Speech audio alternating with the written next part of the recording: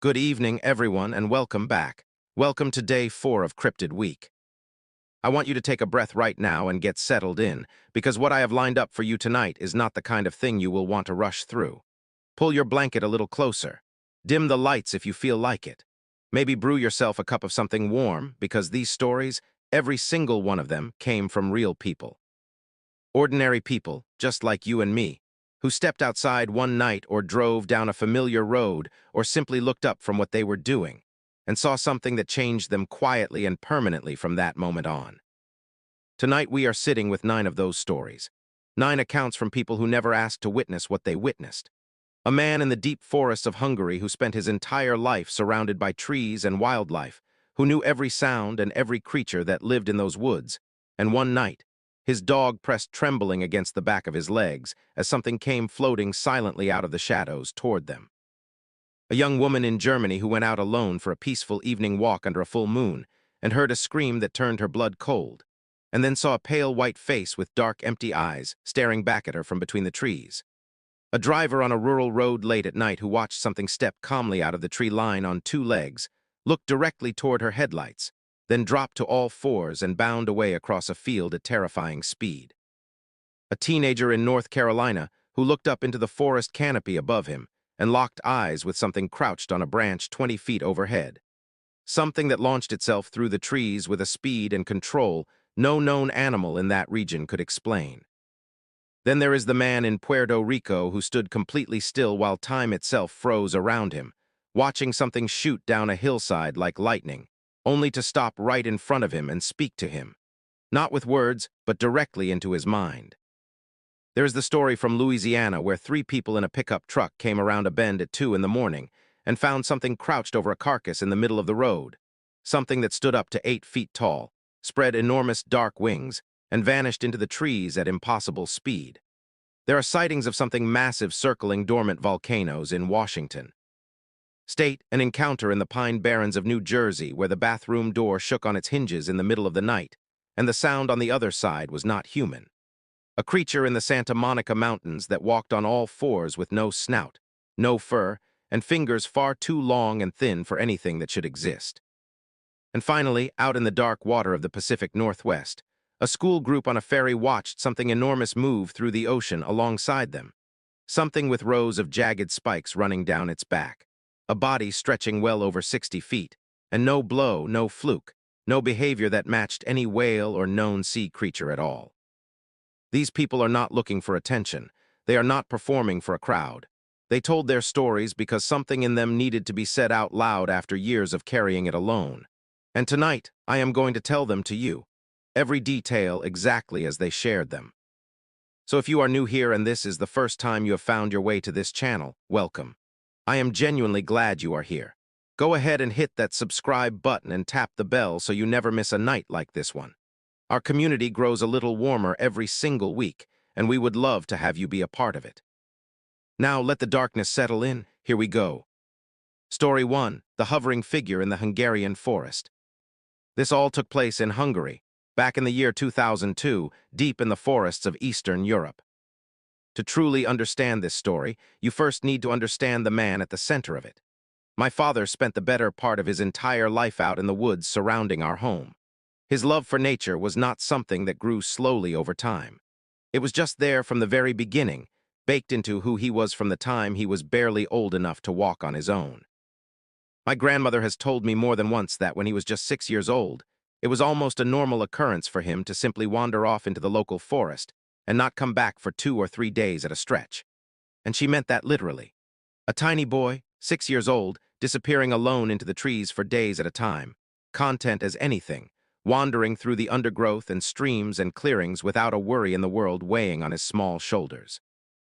After a while, once the family realized there was simply no stopping him, it became an accepted part of how their household worked. When the mood took him, he went into the forest. It was that simple. There was no point arguing with it. That deep, unshakable bond with nature never left him, not through the years, not through the weight of adult life, not through anything. He hunted those same forests well into his grown years. He camped in them regularly. He knew every trail, every hollow, every particular sound that drifted between the trunks at different times of year, and he could identify any animal that crossed his path without pausing to think about it even for a second. The forest was as familiar to him as the inside of his own home, and he moved through it with that quiet, settled confidence that only comes from a lifetime genuinely spent outdoors. I tell you all of this because it matters. It matters a great deal. Because what happened to him on that particular night was not the experience of someone nervous in the woods, someone prone to imagining things in the dark, someone easily startled by shadows and unusual sounds. It happened to a man who had absolutely no fear of the forest. A man who had seen everything those trees had to offer and had never been frightened by any of it. He told me this story for the first time roughly 10 years ago. He sat us all down one evening with a look on his face that I had almost never seen before, serious in a way that felt different from his usual seriousness. Quieter, careful. At the time, I honestly did not take it very seriously. I was skeptical by nature back then, and I assumed he was spinning a campfire story to entertain or spook us, the way adults sometimes do when the mood is right and the evening stretches out long. But then something shifted over the years. He told it again and then again after that, and every single time, without exception, every detail was exactly the same. Not approximately the same. Exactly, word for word, the same. And I began to notice something else. Each time he retold it, he got visibly unsettled, not dramatic about it, not performing discomfort for an audience, just quietly, noticeably uncomfortable in a way that was deeply unlike him.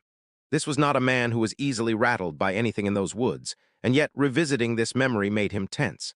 That was when I started paying real attention. That was when I understood that whatever this story was, it had not come out of imagination. It had come out of something he actually lived through. And part of him was still sitting in that moment, every single time he opened his mouth to describe it. He always told it plainly, without exaggeration, without embellishment. He stuck to the facts and only the facts. Here is what happened. He was out in the forest one night, spending the evening the way he always did, with his dog close beside him. The dog was a dachshund he had trained himself specifically for hunting through dense undergrowth, a small, sharp, capable little animal he trusted completely. The two of them were walking along a road that cut straight through the middle of the forest, dividing the trees into two equal halves on either side. The stars were out above them. It was a quiet, ordinary night by every measure. And then his dog stopped walking. Not slowed down, not veered off to sniff something. Stopped completely, planted in place, and then ran back behind my father's legs and sat pressed hard against them, ears flattened tight to its head, making a low, continuous whine that did not stop. My father looked up. Something was moving out of the trees on one side of the road ahead of him. His first instinct, the very first thought that came to him, was that it was a person on horseback. That was the only thing that made quick sense to his experienced brain, because he caught the reflection of eyes catching the moonlight ahead of him, up in the darkness. But then he kept watching, and his mind quietly stopped making sense of it. Those eyes were not at the height any person's eyes would be. They were nowhere close to that height. They sat too far up off the ground for any walking human being, no matter how tall, to account for. They were also far, far too large. He described them to me as being roughly the size of tennis balls, and they were spaced out across whatever head carried them in a way that no human face is proportioned, wide apart in a way that made the geometry of the thing simply wrong by any familiar measure. He stood there watching as the reflections disappeared briefly, the head turning, he thought, and then reappeared, sweeping back as if whatever owned those eyes was scanning the road slowly from one side to the other, methodical and calm. And then it found him. It settled those huge eyes directly on my father standing there in the moonlight, and it came out from the tree line slowly. It was floating, clear as anything, no ground contact whatsoever, hovering roughly 50 centimeters above the road's surface with nothing below it. No legs, no feet, no part of it touching down. It made no sound at all, not a whisper of movement in the night air. And its body, what little he could make out of it, was thin and wrapped entirely in what appeared to be a long robe or cloak that concealed everything beneath it, so that there was nothing visible except for the frame of it and those enormous eyes. In terms of color, he described the eyes as appearing to be some combination of red, brown, and gray, though he was careful to acknowledge that the moonlight alone was providing the only light out there, so he could not be completely certain about the exact shades. He compared the overall impression of it to a Dementor from the Harry Potter stories, that same hooded, hovering, eerily gliding shape moving through the dark. And here is the thing that stayed with him perhaps more than anything else. It did not come for him. It did not move toward him or challenge him or stop to regard him for any extended length of time. It simply floated out from the trees, past him at a steady, unhurried pace along the road, and then disappeared into the trees on the opposite side without once looking back. He told me that the other side of the forest at that point was only a narrow band of trees, perhaps 3 or 4 meters deep at most, thick with undergrowth, before it met a solid concrete wall from a factory just beyond the tree line. There was nowhere meaningful to go in that direction, nowhere it should logically have been heading, but it went there anyway, and then it was gone. My father turned around and walked back the other direction immediately. He did not wait to see if it would come back. He spent the rest of that night camped in a completely different part of the forest, far from that road, and slept fitfully until morning. When the light came up, he went back to the spot and checked it carefully. He looked for footprints, for broken branches, for any sign at all that something had been there. He found nothing. No marks, no disturbance, nothing pressed into the soft earth beside that road. Whatever had floated along that path had left absolutely no trace of itself behind. Story 2, The White Face in the German Forest. I grew up in a small, quiet village in the south of Germany, right beside a large stretch of forest that spread out generously in every direction from our little community. There were hiking trails and biking paths winding all through those trees for miles and miles, and as a child, it was either my father or my aunt who took me walking out there nearly every other day. It became such a constant part of my childhood routine that I barely thought about it consciously. Those woods were simply part of life, as familiar and comfortable as my own garden. As I got older, that habit stayed with me. I kept going back on my own, walking those familiar trails with music playing in my ears during the daylight hours, taking the same routes I had taken since I was small. Those woods had never frightened me once, not once in all those years. And then, a few months ago, one single night changed all of that. It started with a perfectly ordinary evening decision. There was a full moon out that night, and the sky was completely clear. I felt a little restless, a little bored, and honestly, a little brave. I had not gone for a walk after dark in quite some time, but standing there at home with the moonlight coming through the window, the idea felt appealing instead of alarming. I grabbed a torch just in case I needed it, tucked my phone into my pocket, put my earphones in, and headed out the front door alone into the cool night air. The trail was beautiful, honestly. Moonlight filtering down through the overhead branches, casting just enough soft light along the path that I could see my footing without needing the torch at all. I was relaxed, comfortable, happy to be out in the night air with music to keep me company. Everything felt exactly as safe and familiar as it always had. I was about halfway along the trail when I reached the small bridge that cuts across toward the deeper part of the forest. I had crossed that bridge hundreds of times, probably more than that. It had never once given me a moment of hesitation. Just as I reached it, one of my songs faded out, the gap between tracks, a few seconds of silence before the next one would start. And in that silence, I heard a scream. I cannot fully describe it to you in words that would do it justice. The most blood-curdling, raw, piercing sound I had ever heard in my entire life, shooting out from somewhere in the trees ahead of me and cutting straight through the night air. My heart lurched. I pulled my earphones out immediately. My first thought was practical.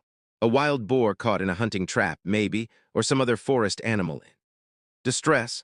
That kind of thing happens occasionally in areas with active hunters, and I tried to hold onto that explanation as I took a couple of cautious steps forward, moving partway across the bridge to see if I could make out anything in the shadows beyond. Then it came again. Closer this time. Even more raw and sharp, tearing through the quiet with a force that made my hands shake slightly without my asking them to. I switched on my torch. The beam swept across the trees ahead, moving from trunk to trunk, and I saw it. A face, dead white, thin as paper, staring directly at me from between two dark tree trunks not far from where I stood. The eyes were pitch black, and they did not blink, and they looked straight at me with an attention that was entirely deliberate. I have never in my life felt a fear as immediate and total as what went through me in that moment. Every part of my instincts said the same thing in perfect unison. Do not take another step forward. Whatever happens, do not step further across this bridge. I did not argue with that instinct for even a fraction of a second. I turned around and I ran. The moonlit path stretched out ahead of me, and I ran the whole length of it. heart slamming against my ribs, that cold pressure sitting heavy at the back of my neck the entire way. The feeling of being watched chasing every single step until I burst through my own front door, shoved it shut, and locked it with both hands shaking. I stood with my back against the wall inside and just breathed, tried to make sense of what I had seen, ran back over it in my mind, looking for something ordinary that could explain that face, that scream, those black eyes. I found nothing. I checked every window, every door, twice over before I was able to move through the house normally. But what began to unsettle me even more in the days and weeks that followed was this. Things started happening at home. I would be sitting in my own house in the middle of the day, sunlight coming through every window, and I would feel it, that same watched sensation from the bridge. The feeling of eyes somewhere that I could not locate. I started hearing footsteps on my porch at night, stopping when I went to look. And then on several separate occasions, I walked outside to find that my garden furniture had been moved around. Not by the wind, rearranged, deliberately repositioned. I still do not know what that face belonged to. I do not know what screamed at me from the trees that night or why it seemed to follow me home with quiet, persistent interest. But I have not walked in that forest after dark since then. And if anyone out there recognizes what I have described, please, I would genuinely love to hear it, because it has not stopped. If something like this has ever happened to you, a moment in the dark where your whole body told you to leave before your mind caught up, write it in the comments below. You are not alone in this, and your story is worth sharing. Story 3, the thing that ran on all fours. I was driving home from work one night. It was around 10:30 in the evening, overcast with a thin layer of fog settling in, the kind of late fall night where everything looks a little blurred at the edges in your headlights. The route I was taking had pulled me off the main highway and onto a stretch of road that cut straight through farmland, with a thick wall of trees running along the left side and wide open fields stretching out to the right. The road was very straight, and my headlights were pushing far ahead through the fog. I was doing what I always did on that stretch, scanning carefully for deer, because they were common along that tree line and had a habit of stepping out without warning. A ways up the road, I noticed movement near the trees. I started slowing down instinctively, expecting the familiar shape of a deer stepping into my beams. It was not a deer. A figure slipped out of the tree line and stepped onto the road, walking upright, walking on two legs. It had no flashlight, no phone screen glowing, no reflective gear of any kind, just a person-shaped silhouette moving through the darkness of the road ahead of me. I kept slowing. I could make out the shape clearly, long legs, thin arms, the bend of knees moving with each step, the natural swing of arms at its sides. The proportions of a person, moving with the easy, fluid confidence of something completely comfortable in its own body. It was still a fair distance ahead of me, roughly at the midpoint of the road, when it turned its head in my direction. And in one single, seamless, uninterrupted movement, it dropped to all fours and ran. Not stumbled, not fell, dropped. As if that position were just as natural as standing, as if the transition between walking upright and running on four limbs required no adjustment whatsoever. And then it moved. Across that field at a speed I can only describe as wrong. Too fast. Far too fast for anything arranged the way this thing was arranged. It disappeared into the dark field within seconds, and I sat there in my car with my foot on the brake and my headlights illuminating nothing but empty road. My father hunts, and when I described it to him, he suggested it was likely a bear, showed me videos of bears walking upright and then dropping to run. I watched every single one. It was not a bear. Bears are wide and heavy through the middle. Bears move with a rolling, lumbering quality even when they run. This thing was lean, with a distinctly limbed shape. I could see the articulation in its elbows, the definition of its knees. It moved with the confidence of something intelligent, and it fled with the speed of something wild. Years have passed since that night. Every once in a while I will return to it, pull it up in my mind, watch more bear videos just to be thorough. It still does not match. I cannot convince myself it was a bear, and I have stopped trying. I also stopped driving that route home. The extra 5 minutes to go the long way around is, without question, worth it. Story 4, something in the Appalachian trees. I was 14 years old in 2003 when I saw it, and I have been quietly turning it over in my head ever since. I grew up in western North Carolina, right in the foothills of the Appalachian Mountains, surrounded by thick rolling woodland filled with the usual wildlife, deer, black bears, coyotes. Normal things. Nothing exotic, nothing that should not have been there. The area I lived in held no private zoos, no primate sanctuaries, nothing that would explain an unusual animal turning up in the trees behind someone's house on an ordinary afternoon. That day, I was walking through a small patch of woods not far from where I lived.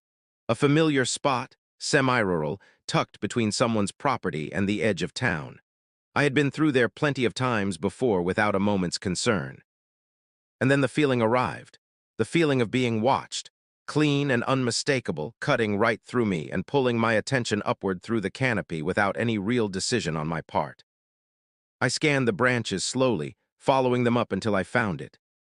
Crouched on a thick branch, maybe 20 to 25 feet above the forest floor, sitting completely still, watching me. The shape of it was unlike anything I could easily name. The closest description I have ever managed to land on is somewhere between an orangutan and a lemur, long arms hanging from a compact, hunched body, limbs proportioned longer than its torso in a way that looked slightly too heavy, slightly mismatched. The fur, if that is what it was, appeared dark through the dappled afternoon light, possibly reddish-brown or grayish, though the shadows made it difficult to pin down precisely. It was not a bear cub up a tree. I had seen bear cubs before, and this was not that. It was not a raccoon. The shape was entirely different. And the face was the clearest part. Not a snout, not a muzzle, primate-like, forward-facing eyes fully directed down at me, looking at me with what felt uncomfortably like recognition, like curiosity, like something that understood it had been seen. We held each other's gaze for a moment that I cannot accurately measure, and then, without any warning, it moved. Not climbing down slowly, not retreating backward along the branch. It launched itself sideways through the canopy, arm over arm, branch to branch, fast and deliberate and controlled in a way that seemed somehow more efficient than anything I had observed at a zoo or on a wildlife program. It was through the trees and completely out of sight within a few seconds, leaving barely a sound behind it, nothing like the crashing, shaking branches a bear would produce moving at that speed. I stood thereafter, completely still, trying to rationalize what I had just seen. I went through everything I knew. Juvenile bear? No. Too differently shaped, too agile in the wrong ways. Escaped exotic pet. North Carolina rural areas do sometimes harbor unusual animals, and I kept half expecting over the following years to read some news article about a primate turning up as a pet that had gotten loose. That article never came. I quietly filed it in the back of my mind as the unexplained, strange thing from that afternoon. Left it there undisturbed. Then, years later, I was listening to a podcast called Lore during a long drive, and out of nowhere the episode began discussing something called a hugag, or references to small upright beings from Algonquin folklore, creatures said to live in wooded areas, to watch people from the branches of trees, to throw rocks occasionally, and to vanish swiftly the moment they were spotted. I physically paused the episode. The chill that moved through me was sharp and immediate because it matched. Not perfectly, not in every detail, and I am not here to say that what I saw was definitely something out of old folklore. But the watching from trees, that part, that locked in with an uncomfortable precision I could not shake. And then, a few months ago, for reasons I genuinely cannot explain even now, I went back. I walked back into that same patch of woods for the first time in years, figuring I would probably feel faintly silly for ever having been spooked by whatever I saw as a kid. I had been walking for maybe 10 minutes when something hit me hard in the shoulder. Not a falling branch, a small rock thrown with real, deliberate force, striking me hard enough to sting through my shirt and stop me in my tracks. I looked up immediately, scanning the tree line above and around me. About 30 feet away, partially concealed behind a thick trunk, was a small outline, standing still. Short, perhaps 3 to 4 feet tall at most, maybe less. Thin frame, half hidden, absolutely stationary. Not a deer, not a person. Something that fit the space between those categories in a way I could not resolve with anything familiar. And then I made eye contact. The moment it registered that I was looking directly at it, it was gone. Low and fast and between the trees in seconds, gone so thoroughly it might as well have stepped out of the world. I did not follow it. I did not call out or search around in the brush. I turned around, walked straight out of those woods, and did not look back. Some things you file away as unexplained, and then leave well enough alone. Like this video if these stories are giving you that wonderful, unsettled chill, and share it with a friend who loves a good mystery. You won't want to experience these next ones alone. Story 5, The Refugee in Puerto Rico. A former co-worker and close friend of mine, I'll call him Ralph, was on holiday visiting family on the island of Puerto Rico when something happened to him that he has never fully come to terms with.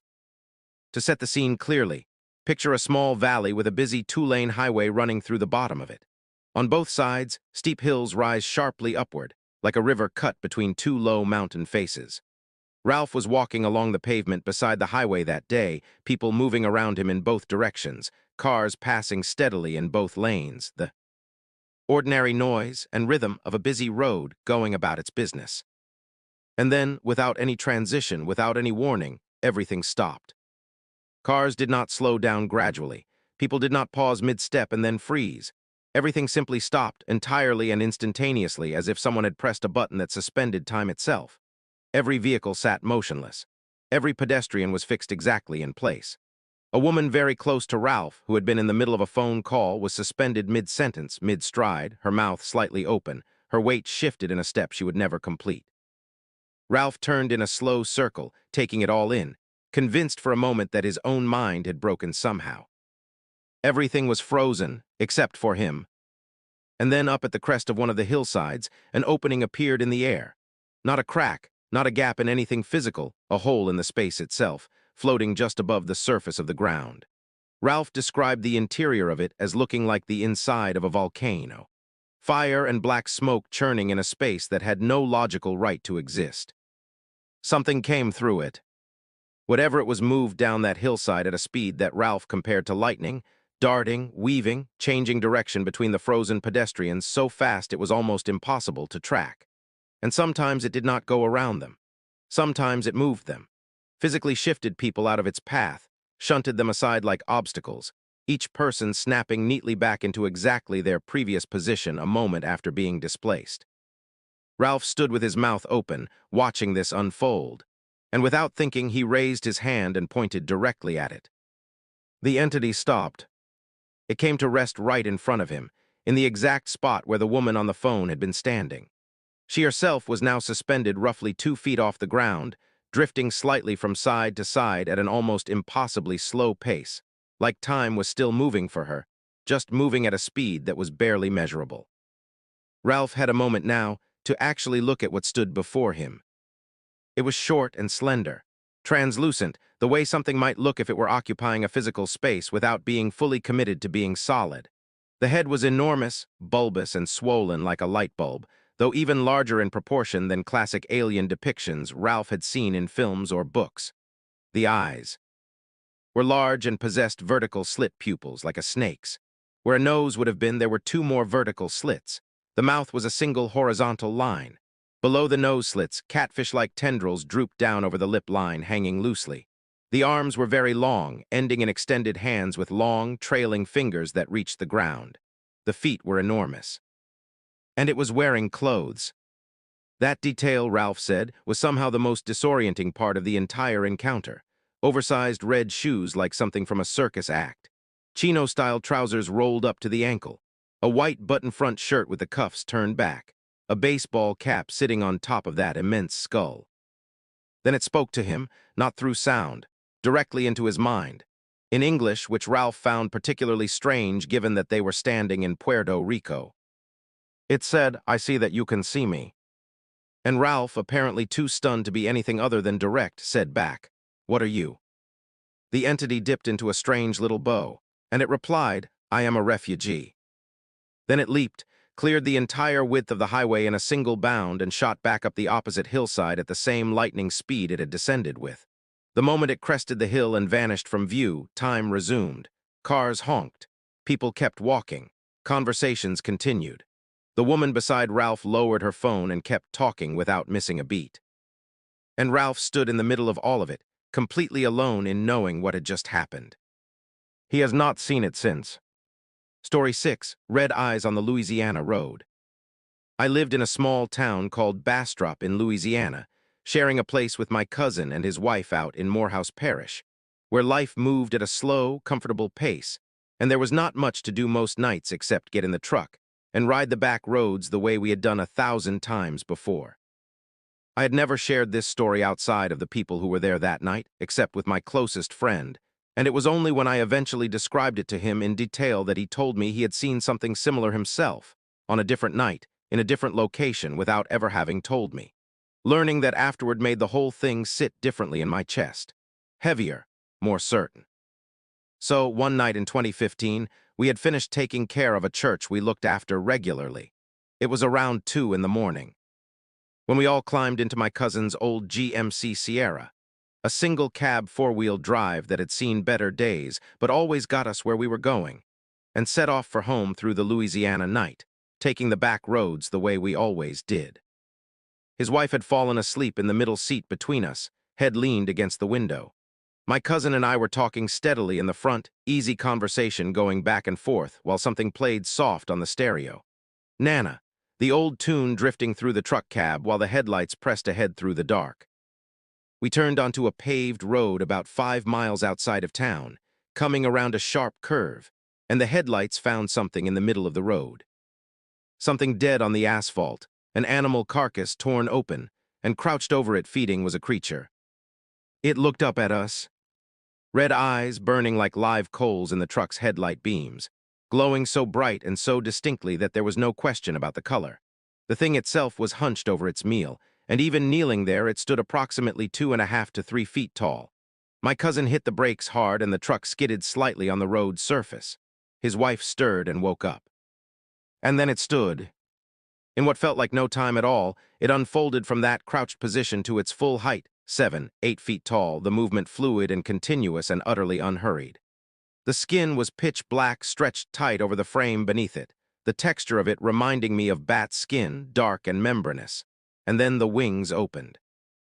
Wide, enormous, spanning out on either side as it launched itself straight up off the road, clearing the asphalt and shooting into the tree line at a speed I would estimate well above 50 miles per hour, moving through those trees as though they offered no obstacle whatsoever. And then the road was empty, headlights on nothing, Nana fading out on the stereo, 3 of us sitting completely still, engine idling. I turned to my cousin and asked him, did he see the red eyes? He nodded without a word. His wife, wide awake now and gripping the seat in front of her, confirmed she had caught the whole thing from the moment it stood up, watched it spread its wings and fly. All 3 of us had seen the same thing. We drove home slowly that night and did not talk much. Avoided that stretch of road for weeks afterward, taking longer routes that added time to the drive but kept us away from that curve. The image never left me. That black-skinned shape over the dead animal, the red eyes finding us through the headlights, the wings catching the dark air. My time in the army and every night I had ever spent hunting through Louisiana woods had not prepared me for anything moving that fast or shaped the way that thing was shaped. I have remained skeptical about paranormal claims in general ever since. But I know what we saw that night in 2015, all 3 of us together. And my friend's independent account confirmed later that we were not the only ones who had encountered it. Something is out there. I cannot tell you what it is. Story 7, Ridgeback, the thing above the volcano. Back in the early 2000s, a friend of my uncle's who flew small private aircraft for a living told him about something he saw while piloting over the Cascade Range in Washington state on a clear, beautiful day. He had gone up near Mount St. Helens, flying recreationally for the enjoyment of it, taking in the landscape from altitude with nothing unusual drawing his attention. Just the pleasure of a clear sky flight over dramatic terrain. And then something near the crater caught his eye. Something large, circling slowly above the volcano, riding the thermals in a wide, patient pattern. His first instinct was that perspective was playing tricks. Distance does strange things to scale when you are up in a small plane, and he had been flying long enough to know not to immediately trust what his eyes told him about size. But he kept watching. He kept taking it in from different angles as he moved through the sky, and the longer he looked at it, the less ordinary it became. He described it to my uncle as a massive, black, bird-shaped thing, but not like any bird he recognized. Not an eagle he knew what eagles looked like from the air. Not a condor, which he had also seen before. The shape was different. The wings were long and narrow and pulled back in a way that reminded him of nothing so much as a pterodactyl. That was the exact word he used, not bird, pterodactyl-shaped. And it was large enough that from his distance, cruising altitude in a small plane, it did not look much smaller than his own aircraft. That comparison shook him more than anything else. He said it felt deeply wrong, seeing something organic riding the warm air above a volcano at that size, as if it had always belonged up there and knew it. He cut his flight short and turned back to base without completing another loop over the mountain. My aunt, who had always been drawn to folklore and local history, worked at a regional museum archive at the time. When she heard this story, she went looking through records and indigenous accounts from the Pacific Northwest, and she fell down a considerable rabbit hole. Stories of enormous storm birds that lived high in the mountains and appeared as warnings before the earth shook. Thunderbird legends from multiple tribes in the region, describing creatures tied to thunder, lightning, and catastrophic natural events. Half joking one evening over dinner, she started calling whatever her husband's friend had seen the Ridgeback. The name stuck. It became the word our family used whenever the subject came up. About 5 months after that sighting, Mount St. Helens had a noticeable eruptive event. Not the devastating 1980 eruption, but significant enough for ash and debris to make headlines across the state. My aunt did not consider that a coincidence. A few years after that, my cousin and I went out to the Washington coast with her, walking the beach under a wide open sky that stretched inland forever. Way off in the distance, if you looked hard toward the horizon, you could just make out Mount Rainier rising above everything else. My younger cousin suddenly pointed upward and said there was a hawk circling near the mountain. We all looked. What we saw was far away, so far it should have appeared as a tiny speck against the blue. But whatever moved out there was visible with complete clarity despite the distance. It looked enormous even from the beach. The wingspan was long and slightly angled back, gliding smoothly, and it did not match the silhouette of any bird any of us could name from that range. It was simply too big and too clearly defined for the miles of air between us. My aunt did not hesitate. She watched it drift against the distant haze and said, "That's Ridgeback." We laughed at first, because she was always the one with the stories, but none of us could explain what was visible that plainly against a distant sky, slowly blending into cloud until it was gone. 8 or 9 months later, Mount Rainier had a series of seismic events significant enough to prompt ash warnings and temporary closures in surrounding areas. Our family has not stopped talking about it since. Story 8, something at the Pine Barrens Motel. A few years back, I was living down the shore in Point Pleasant, picking up seasonal work and settling into the quiet that descends on those coastal towns after the summer crowds finally clear out. It was October. One afternoon, I drove down to Atlantic City just for a change of scenery. I stayed longer than I had planned, and by the time I started the drive back north, I was genuinely too tired to push through it safely. So I pulled into the first cheap motel I could find off Route 9, a place sitting right where the Pine Barrens push up hard against the marshland out in Ocean County. If you have ever driven that particular stretch of road after dark, you will know exactly what I mean when I say it has a different quality from the rest of the shore. The gaps between buildings are longer, the street lighting is sparse, and the tree line crowds in close on both sides in a way that feels slightly more deliberate than most places. The motel looked worn and mostly emptied out for the season. The pool was covered under a heavy tarp. The outdoor furniture was stacked and strapped down. One dim light buzzed faintly near the office window. The couple who ran the place from somewhere in Central Asia, though I cannot now recall the specific country, were polite and quiet, and the whole check-in process had a subdued, stripped-down feeling to it. My stomach dropped a little when I saw the room.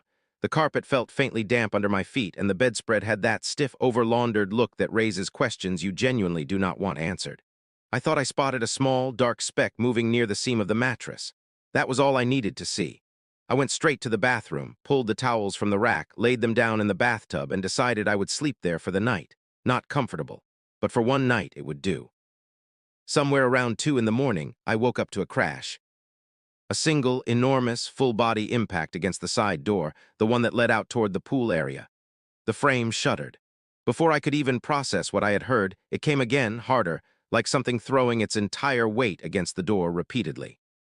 I tried to think it through rationally. Teenagers who had climbed the fence. Someone messing around near the covered pool. But the pool was sealed tightly for the season. There had only been one other car. The lot when I arrived, and the force behind those blows did not feel like a prank. It felt deliberate, purposeful, like something testing the door with full intent. And then I heard the sound. It started high and sharp, almost like children laughing from a distance. And then it shifted. Mid-note, it bent and twisted into something low and guttural and animal, as though something were trying to produce laughter through a throat that had never been designed for it. The closest description I can give you is laughter forced out through a mechanism built for growling. It hit the door again, hard enough that I genuinely expected the glass to give way. My body moved before my thinking mind fully caught up with what was happening. I grabbed my keys and pushed out through the main room door into the exterior corridor. The pounding stopped the instant my feet hit the concrete outside. Not faded, not slowed, stopped completely and absolutely in a silence so sudden it felt artificial. I stood on that walkway and listened. No retreating steps, no splashing from the pool area, no voices fading into the dark, nothing. I stood there for at least a full minute, staring toward the tree line at the back of the property. The pines were a solid black wall under the moonlight, opaque and absolute, giving back nothing at all. But the feeling was there. The very specific, very clear feeling of being observed from within that darkness by something that had simply chosen in that moment to be still. I went to the front office the next morning and mentioned what had happened, bracing for dismissal, a shrug, a reference to the wind, an apology about old doors. Instead, the owner paused, looked at me steadily, and said, "Sometimes things come from the woods." Then he moved on and said nothing else, and something in his manner made it clear that pressing him further was not going to yield more. Later that morning, at a gas station down the road, I ended up in a conversation with a man who worked at a nearby warehouse. He mentioned without much prompting that the people there had experienced similar things. Noises in the night, things at the edge of the tree line. And then he said the words without flinching, "Jersey Devil." I have not stayed anywhere near the Pine Barrens since, not once. Story 9, The Thing in the Santa Monica Mountains. This happened to me about 3 years ago now, and I still do not know exactly what I saw. I have always told myself it was some kind of unusual animal, something that just looked wrong in the dark, but honestly, it was humanoid enough that I have never been able to settle comfortably on that explanation. I was in a relationship at the time, and I had been pestering my boyfriend for weeks about wanting to see a meteor shower. We lived in Los Angeles, which means that between the smog and the light pollution, you need to drive at least 2 hours out of the city to find a sky dark enough to see anything properly. We wanted something closer. After looking around, we settled on the Santa Monica Mountains, good reviews, accessible, and I had been up there before without any trouble. We were not the only people with that idea. When we arrived near the park entrance, a handful of people already had telescopes set up in the parking area, ready for the show. In a moment of what I can only describe as my own introverted stubbornness, I decided I wanted to get away from the crowd and find somewhere more isolated. My boyfriend agreed, and we walked past the parking area and along what looked like a trail, finding a quiet, open spot away from the telescopes and the other visitors. There was one other couple nearby, though they drifted off toward some rock formation, and that was the last we saw of them. I spread a blanket on the ground and we lay back and watched the sky.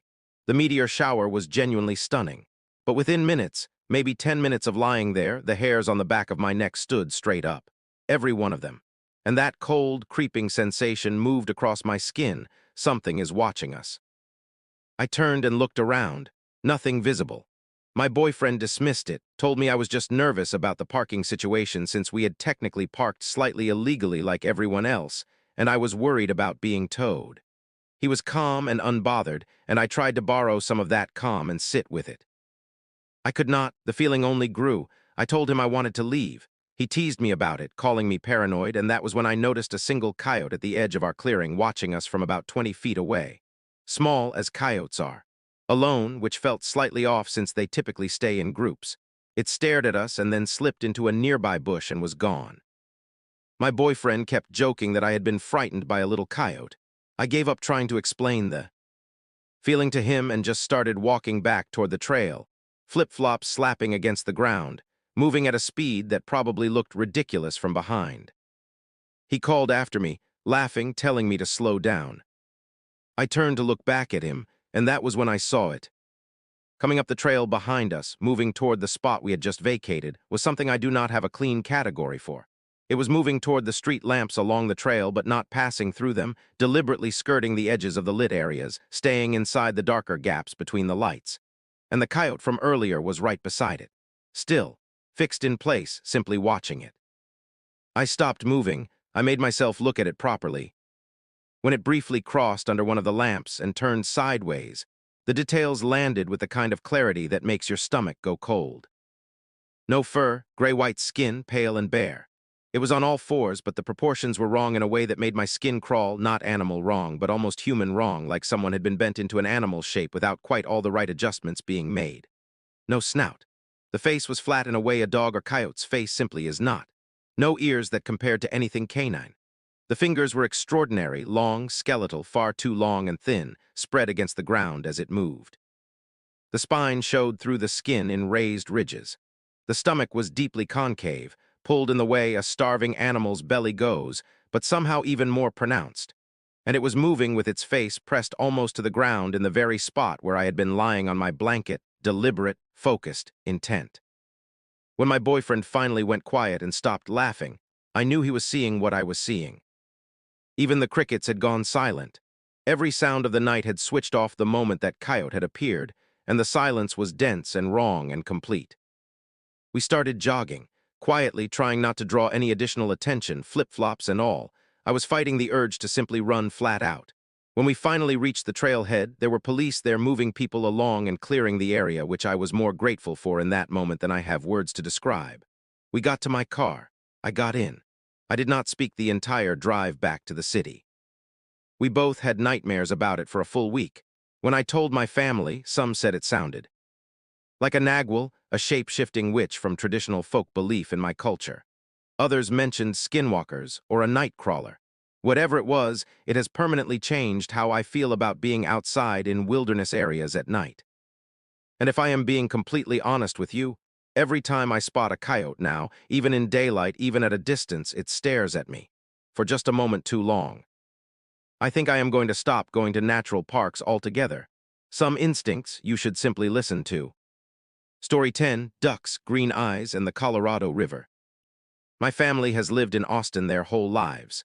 A few years ago, they moved into a lovely house right along the Colorado River, and it was a peaceful, comfortable place in every way right up until a few weeks ago, when things began to get strange. My parents are both getting on in years, and one of the things they love most is feeding the ducks that gather at the water's edge behind their home. They had cultivated quite a little congregation of them over time, a happy, predictable daily ritual that brought them both real joy. Then about 3 weeks ago, a few of the ducks started turning up dead, dragged to the back door. Tooth marks evident on the bodies, suggesting some animal was responsible. My parents assumed a neighbor's cat had turned hunter, but when they checked, the neighbor told them their cat had actually died a month or so prior. The second event came a few nights later when my mother heard one of the ducks being attacked outside. She sent my father out to chase whatever was responsible off, but the night was too dark and the disturbance too far out over the water for them to see clearly. What they both agree on, though, is this. They saw two green eyes reflecting back at them from the dark, glowing unmistakably. Neither of them can explain what produced that color. The third and most recent development is the garden decorations. My parents' home backs onto the river in an area where property owners maintain well-kept lawns for the benefit of passing boat traffic and tourists on the water. My mother has an assortment of garden ornaments, gnomes, flamingos, the cheerful sort of yard decor that makes a place feel lived in and loved. Over recent weeks, these ornaments have been moving, not falling over from wind, moving, repositioned. Eventually, all of them were gathered up and thrown into a heap. I have visited since. I have confirmed it with my own eyes. I have also seen the photographs of the ducks. Here is what makes the outdoor explanation very difficult to accept. The property has motion sensor lighting. Those lights have not triggered once through any of these incidents, and anyone approaching by river would be heard coming. Sound carries clearly over water. No one has seen a person. No one has heard a boat. Whatever is doing this is either invisible to those sensors or capable of moving in a way they do not detect. So I am genuinely asking, does anyone have any knowledge of a water creature around the Austin area, along the Colorado River, or anywhere in central Texas? Has anyone heard of anything like this before? I would love to find some explanation, for my parents' peace of mind as much as anything else. I would truly love to hear your thoughts in the comments below. Story 11, The Thing Beneath the San Juan Islands. I was 18 years old in 2014, on a school softball trip, and we were crossing through the San Juan Islands in Washington state on a ferry during a late May evening. If you have ever been that far north in late spring, you will know that proper darkness does not really arrive until late in the night. The sky holds a kind of dim, lingering twilight for hours after the sun has technically set. A group of us, 9 or 10 kids, had snuck out to the upper exterior deck to breathe the cold air and be away from adults for a while. The water was calm enough that the ferry's wake was clearly visible behind us, trailing out in a long white V through the dim surface. One of the group pointed out dorsal fins in the wake. We all leaned over the railing. Orcas, a pod of them, pacing alongside the ferry in the low light, which is not at all unusual in those waters. I had seen orca fins before and knew what they looked like. Tall, smooth, clean black triangles, 4 to 6 feet high on adult males, slicing the surface with a precision that is unmistakable.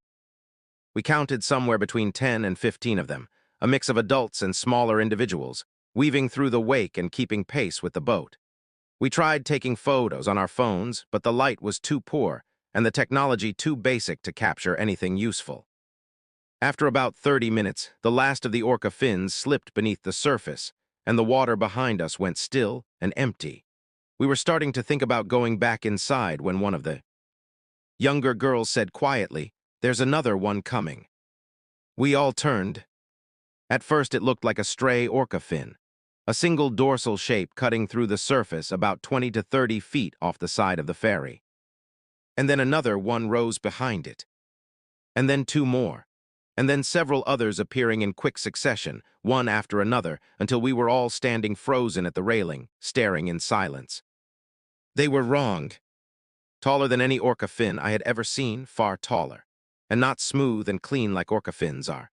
These were jagged, uneven, some appearing torn or damaged or worn along their upper edges. And they were not spaced out the way separate animals swimming independently would be spaced. They were arranged in 2 roughly parallel rows running down the length of whatever moved beneath them, close together in a way that made it immediately clear they all belonged to one body. Under the faint light from the ferry windows above the rail, I could just barely make out the mass beneath the surface. A dark shape, long and continuous, moving at a steady, unhurried pace. More of those spikes broke the surface as it kept coming, each one 8 to 10 feet tall, some angled slightly, some bearing what looked like scarring. And the body did not end. It kept going, long past any length that made sense for a single animal. No one on the deck spoke a word. It produced no visible breath spouting from the surface, no arching roll of a body going through a dive cycle, no tail fluke breaking upward before a descent.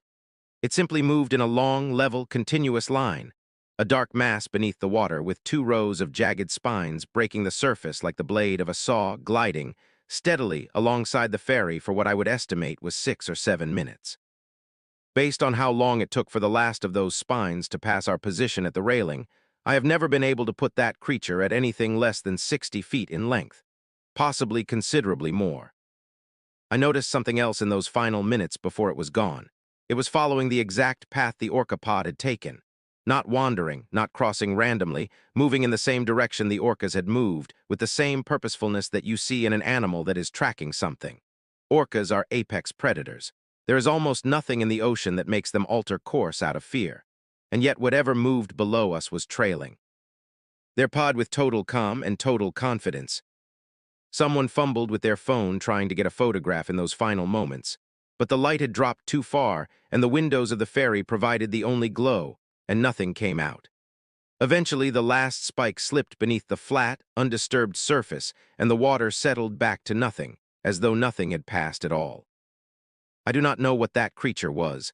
I do not have a satisfying answer for what was moving through those dark, cold waters below us that night. If anyone out there has encountered something similar in those waters or anywhere else, I would genuinely love to hear about it. Leave your thoughts in the comments. And if you have theories about what it might be, I want to hear those too. And that, my friends, is where we leave things tonight.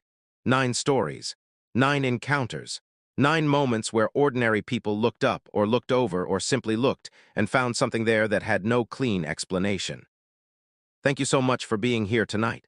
That genuinely means a great deal. If you enjoyed these stories and want to make sure you never miss a night like this one, please hit the subscribe button and press that bell. It costs you nothing, and it keeps this channel going in a very real, very direct way. Long-form storytelling takes time and care, and your support is what makes it possible. What do you think you would do if you had seen any one of these things yourself? Which story got under your skin the most tonight? Write it in the comments below. I read every single one, and this community always has the most thoughtful responses. I want to extend a warm and genuine thank you to all of my wonderful members and patrons whose names are on screen right now. You are the backbone of everything I do here, and the perks available to you are linked in the description below if you would like to know more about joining. That is everything from me tonight. Stay safe, stay curious, and stay just a little bit watchful when the dark settles in. Good night, everyone. I will see you in the next one.